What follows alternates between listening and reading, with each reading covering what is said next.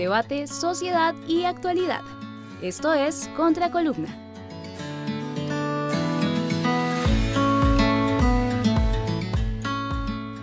Hola, ¿cómo están?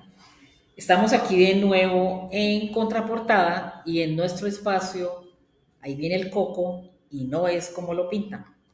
Vamos a dar continuidad al ejercicio de reflexión que habíamos iniciado la semana pasada, conectado con la idea de que esa emoción del miedo en las democracias tiene unos pregoneros del miedo y que esos pregoneros del miedo trabajan, actúan, desarrollan su ejercicio de pregones, intimidando y llevando la inseguridad y la idea de descontrol a quienes les escuchan, a quienes les siguen, en lo que hace 8 días llamamos ese mercado persa y que hoy vamos a insistir en que se trata en buena parte de los hechos en un mercado persa político digital.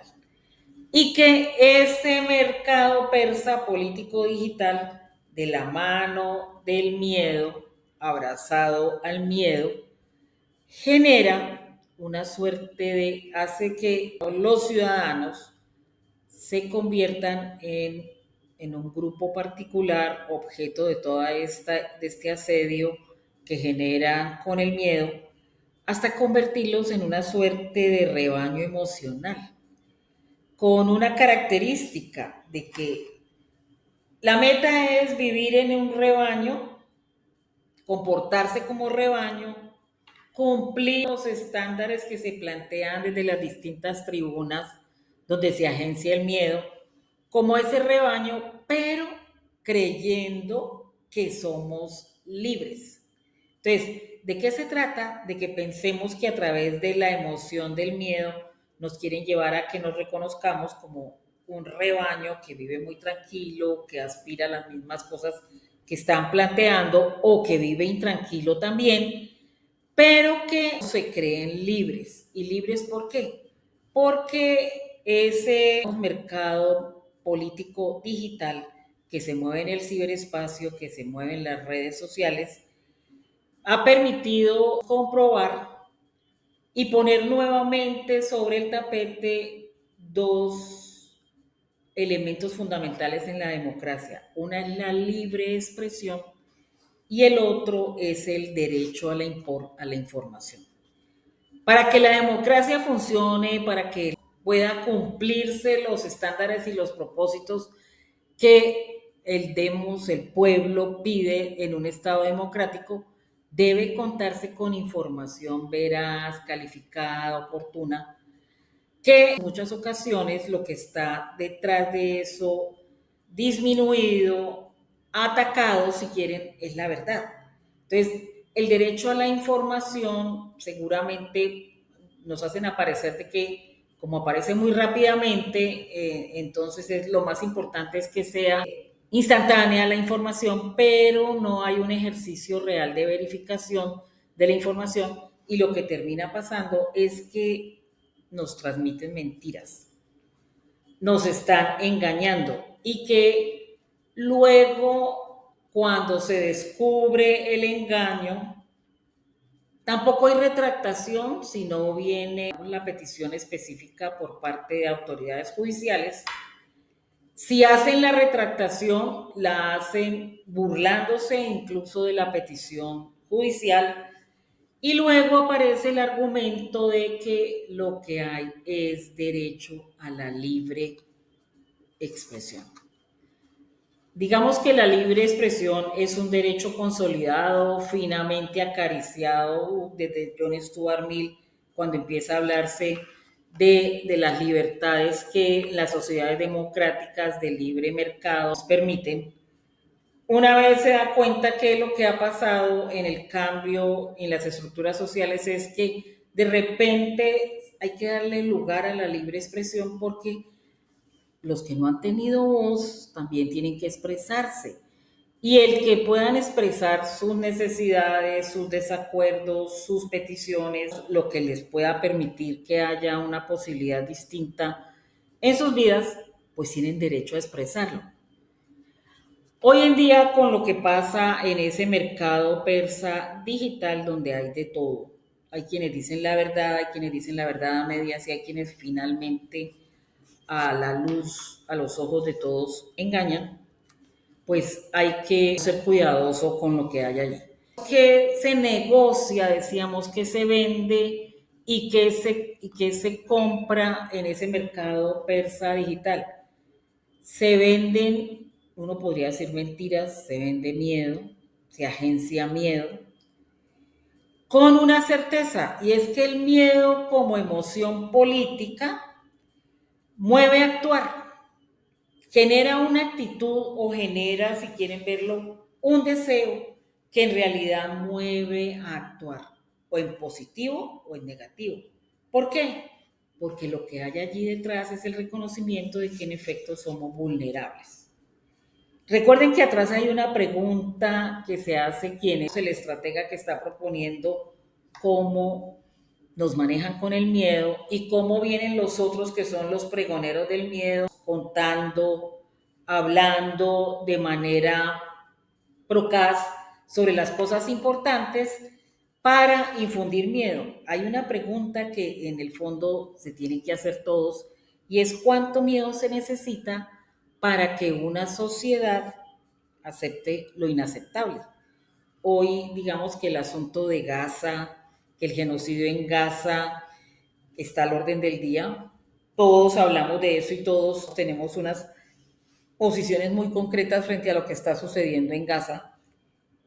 Y uno podría preguntarse qué está pasando ahí que se ha dejado avanzar el asunto tanto, lo que pasó con la flotilla, como hay unos ejercicios de intimidación, pero los ejercicios de intimidación, si usted lee un poco más allá, no van solamente con la flotilla para impedir que haya la ayuda para los gazatíes, lo que quieren impedir, lo que quieren realmente es llenarnos de miedo a todos para que no haya capacidad de reacción y finalmente se acepte de buena gana lo inaceptable, ¿sí? La manipulación política por obra del miedo parece ser entonces realmente fácil, parece ser una estrategia de uso común y que podría ser manejada de manera ramplona, si quieren verlo así. Pero lo cierto es que esa estrategia de manipulación por el miedo como emoción, está produciendo cambios políticos, pero la más efectiva realmente es la que se hace con más sutileza, es la que por debajo dura más y es la que en efecto logra los fines que muy detrás del asunto están puestos allí. Uno podría decir quiénes se mueven en ese mercado persa político digital. Yo diría que se mueven unos que son los interesados en sostener sus privilegios, los interesados en sostenerse en el poder, bien sea de frente o bien sea sutilmente por detrás, manipulando los hilos, que es un poco lo que pasa con los grupos económicos. Los grupos económicos manejan, compran, presionan a políticos para que se legisle a favor de ellos, pero en realidad quienes están detentando el poder efectivamente son esos grupos económicos que no necesitan aparecer. Tienen allí sus parapetos que están pareciendo los que pareciera ser que son los interesados, los que obtienen los réditos, pero no. Esos grupos políticos no dudan en infundir miedo para lograr sus objetivos. Entonces, están esos que están detrás de la estrategia del miedo.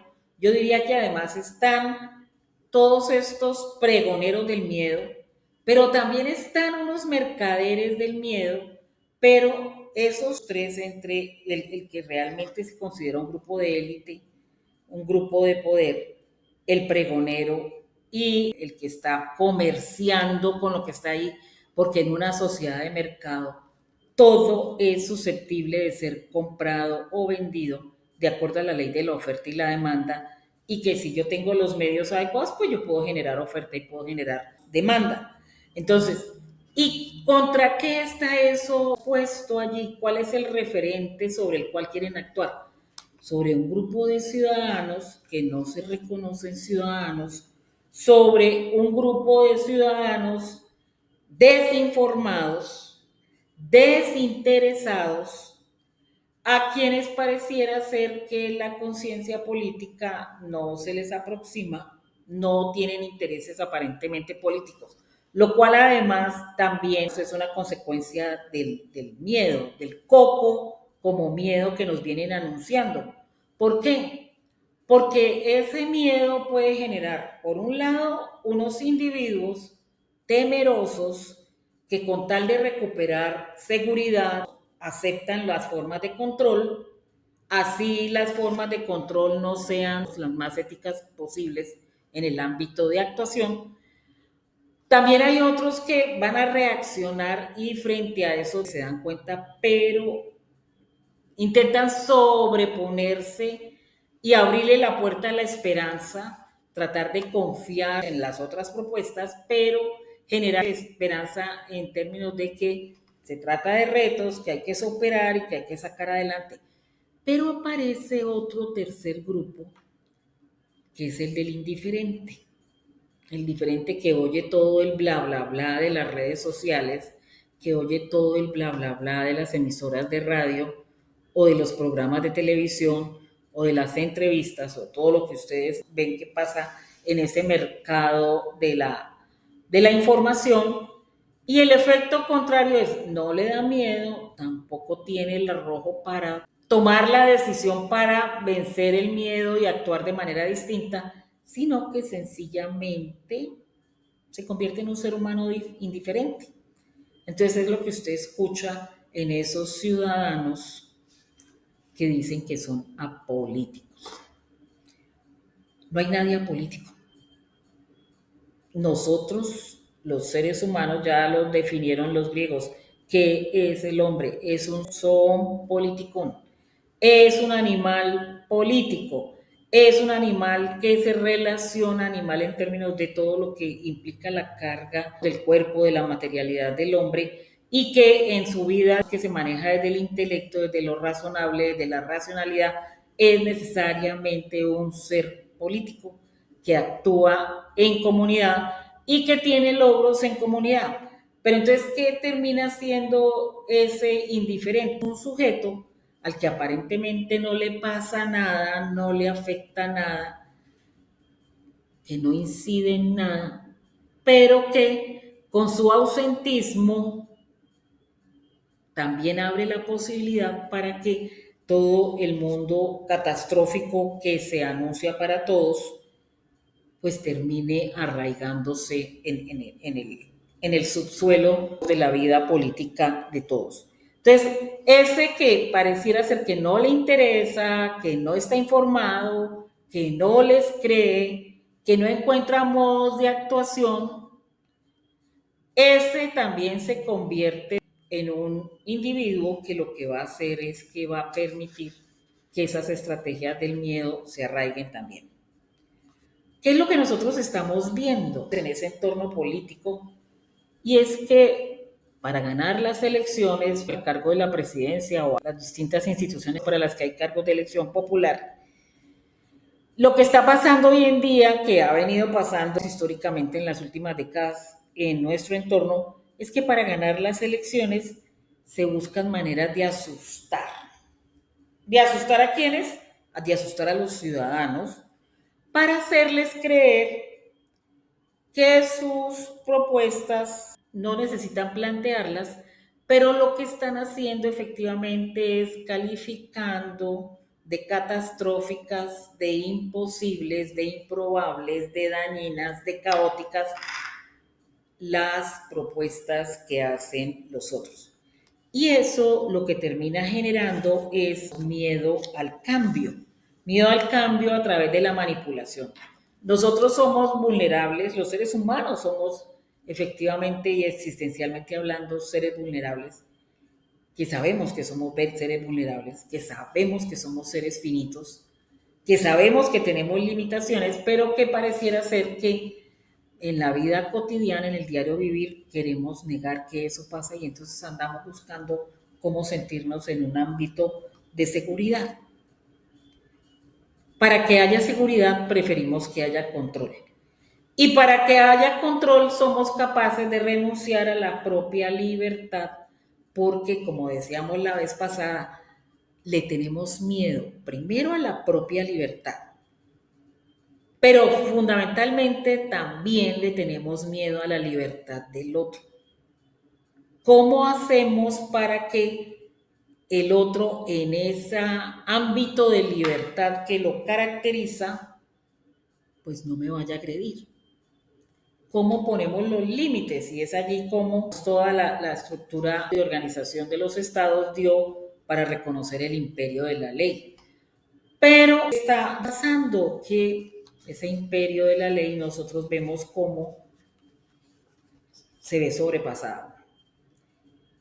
Pareciera ser que la ley funciona para unos, pero pareciera ser también que la ley no funciona para los otros. Allí yo quiero que además pensemos en algo, ¿sí? La posibilidad de que la realidad sea mirada en una democracia desde el respeto a la diversidad, que implica además el respeto a las diversas formas de pensar y de ser, que frente a una realidad, esa realidad puede verse por unos desde un punto de vista optimista o puede verse por otros desde un punto de vista pesimista. ¿Eso qué quiere decir?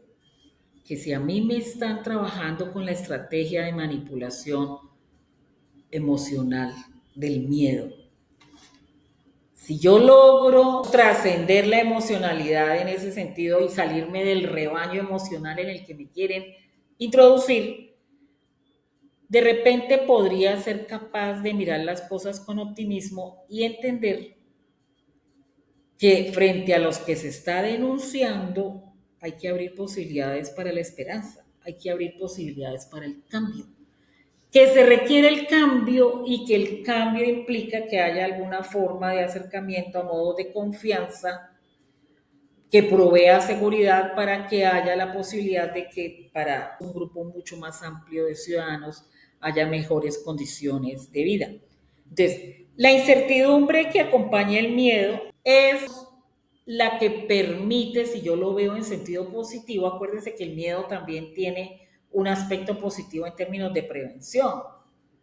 Entonces, a mí me da miedo que mi bebé se vaya a caer y pueda tener una fractura cuando está aprendiendo a caminar y tomo precauciones, pero también le digo al otro que tiene que tener cuidado y de alguna manera que tenga miedo a bajarse, por ejemplo, por unas escaleras. Esa incertidumbre que acompaña el miedo, que puede ser positiva, también se puede capitalizar en sentido positivo en lo que nos interesa a nosotros en ese mercado persa digital. ¿Quién está planteando la contrarrespuesta a lo que está allí? A lo que circula. No, simplemente estamos consumiendo, parece ser que como llega. Entonces, ¿qué habría que hacer? Desde el pesimismo, al ver la realidad, digamos, desde posiciones pesimistas, desde una perspectiva pesimista, lo que la gente entiende a pensar es que los escenarios posibles siempre serán peores y que vamos fundamentalmente hacia lo catastrófico, que el futuro es un futuro dañino, el futuro es impredecible y que mejor nos quedemos como estamos. Pero yo quiero que hoy pensemos en que pues también es posible abrir el espacio a una suerte de optimismo y que ese optimismo produzca unas gotas y unos caminos de esperanza. ¿Por qué? Porque lo que hay detrás de todo este coco que nos están poniendo a circular es que no se quiere que se entienda, que se reconozca, que se lea, que se identifique lo que realmente importa. ¿Qué es lo más importante? Y eso es lo que está efectivamente encubierto. ¿Sí? ¿Por qué? Porque hay un ejercicio que está mediado por el lenguaje indiscutiblemente en el ejercicio político que implica la seducción. Yo tengo que convencer al otro para que el otro adhiera a lo que yo estoy proponiendo en el mejor de los casos. pero que además pasa por indisponer contra el rival, mostrar que el rival es peligroso, mostrar que el rival es malo, mostrar que las ofertas que plantea no tienen sentido, no tienen cabida, nunca se han dado, no ha sido posible en ningún momento histórico, lo cual seguramente no es cierto.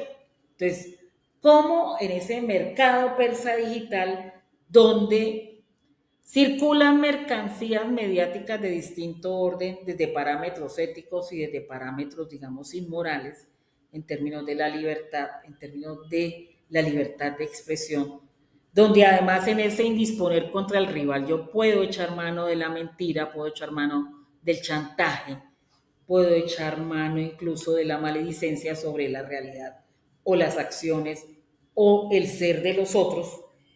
¿Cómo encontrar un espacio para que haya una esperanza, una posibilidad en términos de futuro? ¿Por qué? Porque realmente eso es lo que nos podría poner en otro escenario. ¿Cómo, si no se hace desde el optimismo, nosotros no podríamos vencer la posibilidad de los gobiernos, por ejemplo, autoritarios, donde lo que en efecto sucede es que se benefician unos pocos y el interés del grupo más amplio o de los diferentes grupos pasa desapercibido? Hay que opacarlo, hay que pararse sobre ellos, hay que ocultarlo, hay que acallarlos, porque lo que interesa es vulnerar sus derechos para que los derechos míos puedan salir a flote. Entonces, allí hay como una reflexión que yo creo que es importante que nos llevemos en esta reflexión de ahí viene el coco y no es como lo pintan. Y es que la democracia, además de ser como toda una forma de comprensión política, y de lo político y de las acciones políticas que van a producir la transformación del entorno y de las condiciones sociales de las personas, también la democracia es principalmente una forma de vida. ¿Cómo ser efectivamente democrático, comprometido con una vida y una manera de ser democrático o democrática en estos entornos y en estos mercados persas donde lo que se agencia es el miedo? ¿Cómo podemos voltear la cara del disco? La moneda tiene dos caras, volteemos la cara de la moneda y que seamos capaces de sacarle partido positivo en términos de que frente a ese miedo, pese a lo que nos están dando, haya oportunidad para el optimismo y haya oportunidad para ser felices. Lo más importante para los seres humanos es lograr la felicidad. Ese es el planteamiento ético en Occidente que buscan los seres humanos, la felicidad. Solo que la felicidad tiene unas reglas, no voy a pasar por encima de los demás. Pero, ¿cómo logramos vivir mejor dentro de las democracias? Y para eso, ¿cómo incorporamos a nuestra manera de vivir en el diario vivir sin miedo, controlando, digamos, las emociones políticas, poniéndole a todo razonabilidad y raciocinio? ¿Cómo reconocemos que ahí viene el coco y que no es como lo pintan, sobre todo para construir una democracia sana? Muchísimas gracias y nos encontramos en la próxima semana. Debate, sociedad y actualidad. Esto es Contracolumna.